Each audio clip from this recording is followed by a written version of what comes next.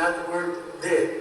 Dead to sin. Jose Luis de Jesus Miranda claims to be the second coming of Jesus Christ, and his followers believe every word. This is a historic event, knowing that God is here on earth. I am the second coming of Christ, that Messiah that they've been waiting for. We first introduced you to de Jesus Miranda in 2006. He runs a worldwide organization, Creciendo en Gracia, or Growing in Grace, that he claims has millions of followers. He preaches a message of freedom to indulge. His message tells us that we're perfect, that there's no sin, that there's no devil. And also no hell. If they call you a sinner, we feel hurt. That message, one theology expert told us, appeals to followers. So people think of the Christian church as being a downer, as always talking about people being sinners and so forth. The danger, Mitchell warned, is that with such devout followers, this has signs of a cult. De Jesus Miranda wants to establish a world government with himself as leader. He's also been criticized for accepting expensive gifts from followers, including watches and cars, and living an extravagant lifestyle. And he took all your sins away. No one can take your sins away except Yahawah, Ba'ashem Yahawahshi. So this is a blasphemer. Still, followers don't seem to care for a man they say cares so much for them. It's a very positive message. De Jesus Miranda has over 300 learning centers worldwide, including one in Houston, where he sometimes runs his organization. Throughout the Bible, prophets, angels, and Jesus himself all promised that the Son of God would return to create heaven on earth. And throughout the ages, billions of Christians have wondered, when? But what if the second coming is here, now? There are a number of would-be messiahs who claim exactly that, and few are more physically convincing than a former Russian traffic cop named Sergei Torop. In the woods of rural Siberia, he is known as Vissarion, the teacher, and around 5,000 disciples live around him, growing their own food and feasting on his every word. And my whole body was trembling. The trembling is not coming again. Well, it's very emotional to me. Meanwhile, in London, David Shaler says he is the true Lord of Lords, but unlike Vissarion, no one believes him. That doesn't bother me because I was chosen by God.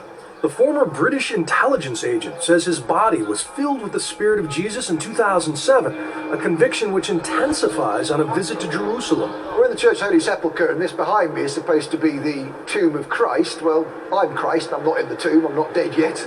But with no support, he lives in a squatter's camp outside London. My agreement with Jesus is I don't ask for money off people. If you're the Messiah, you shouldn't be asking for money, you should have faith that God will look after you. This is Revelations 1 and 13.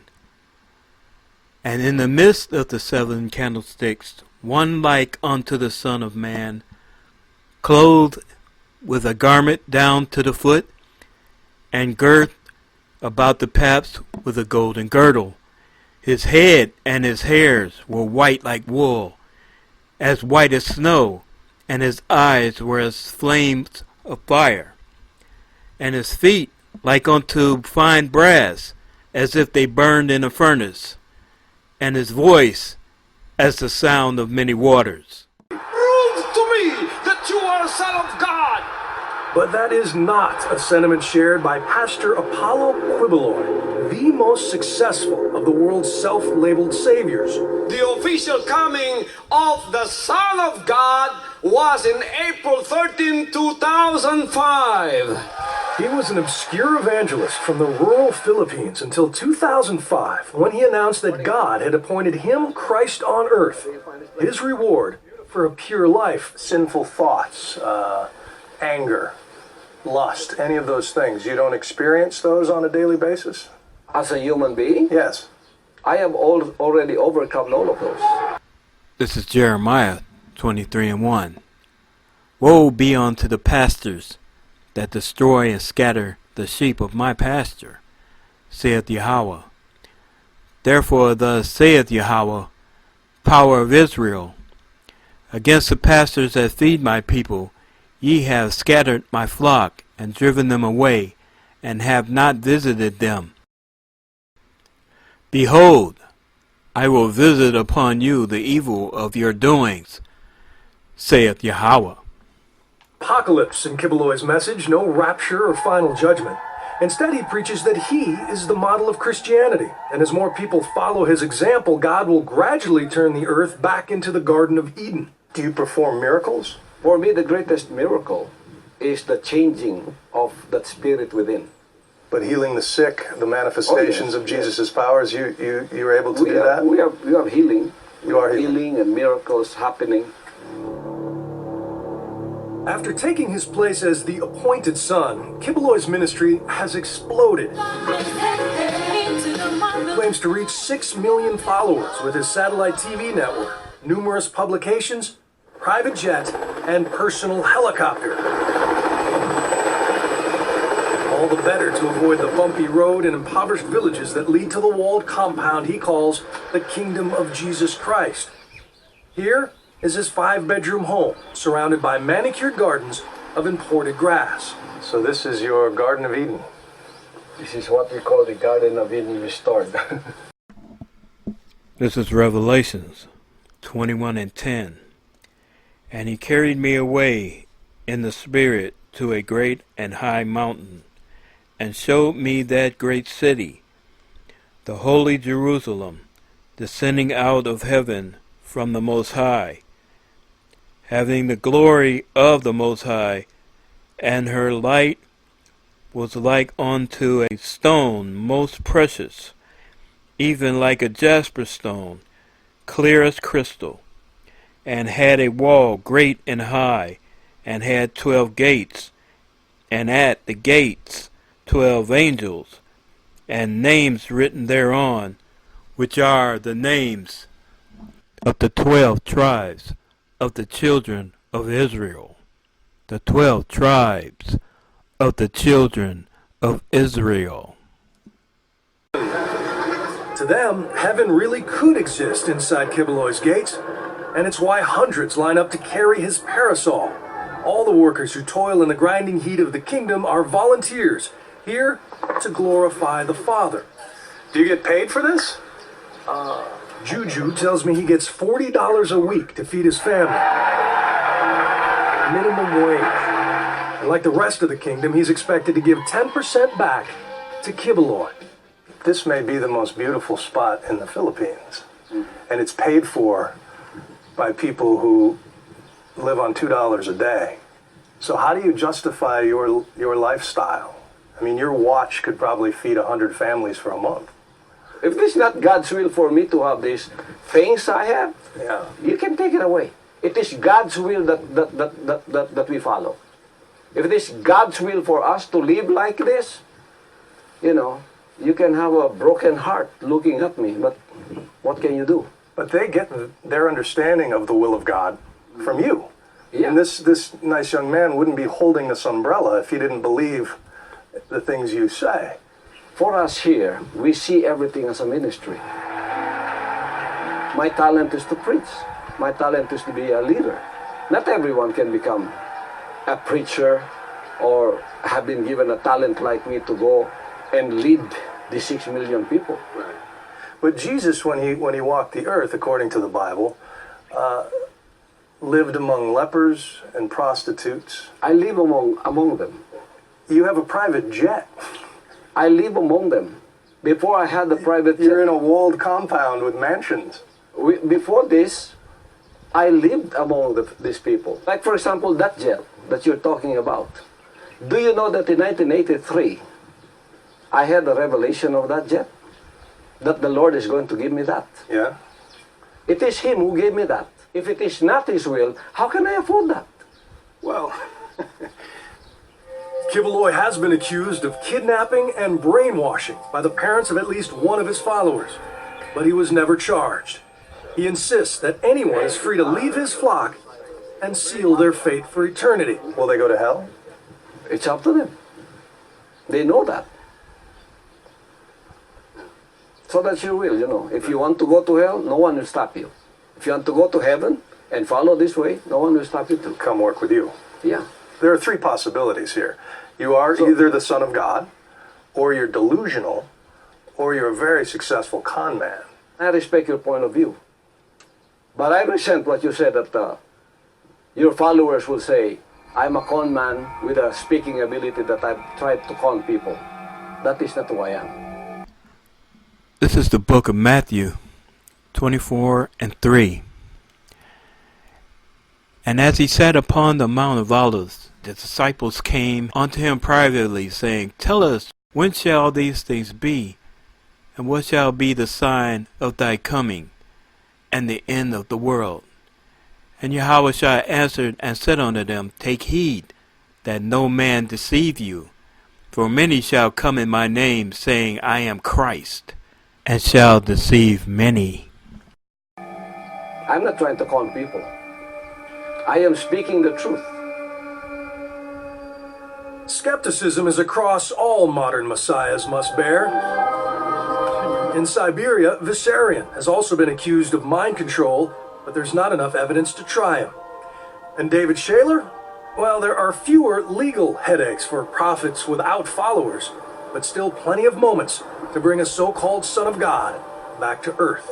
Do you think you're Jesus? Sorry? Are you Jesus? I am Jesus, yes. No, you're not. This is Revelation 22:14. Blessed are they that do his commandments, that they may have right to the tree of life, and may enter in through the gates into the city. For without are dogs, and sorcerers, and whoremongers, and murderers, and idolaters, and whosoever loveth and maketh a lie. Jesus Christ is returned, but only this time in Brazil. For more than 30 years, this man, calling himself Henri Cristo, has preached his own gospel as the supposed reincarnation of Jesus of Nazareth, relocated to Brasilia. Born Alvaro Thais to farmers of German extraction, he made a first conversion in 1969, becoming Yuri of Nostradamus and styling himself a prophetic seer. A decade later, a vision revealed his true nature, and he changed his name from Yuri to Henri, son of God. My Lord only revealed to me the position I occupied on earth in my past lives when he considered that it was important. I don't remember all of my previous lives.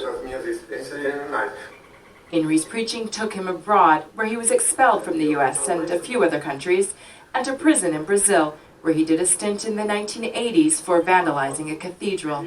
Now in his 60s, he's still not averse to making a scene to get people's attention. Henri's followers use the internet and social networking tools like Facebook and Twitter to preach the good word, often to the tune of a catchy pop hit.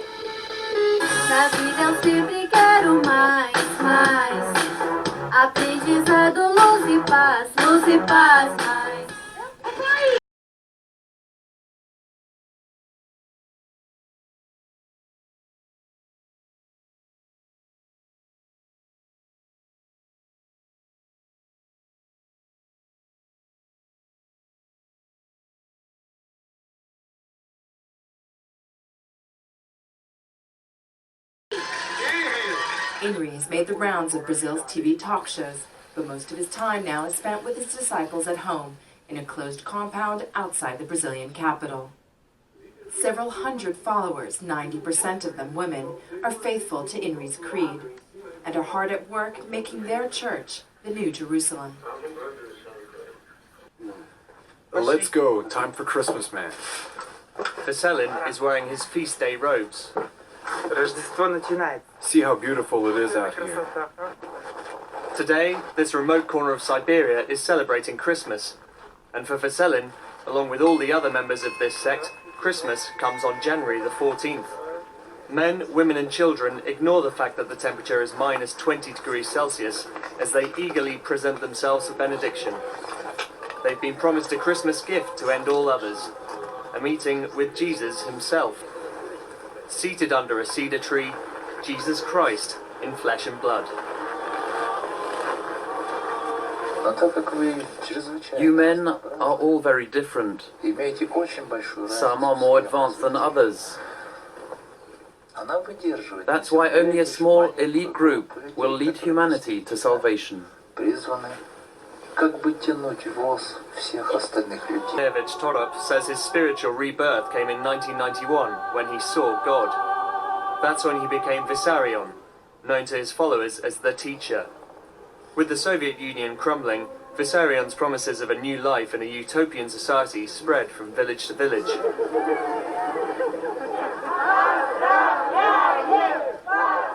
He established his new community in a remote spot in the Siberian mountains, cut off from the modern world.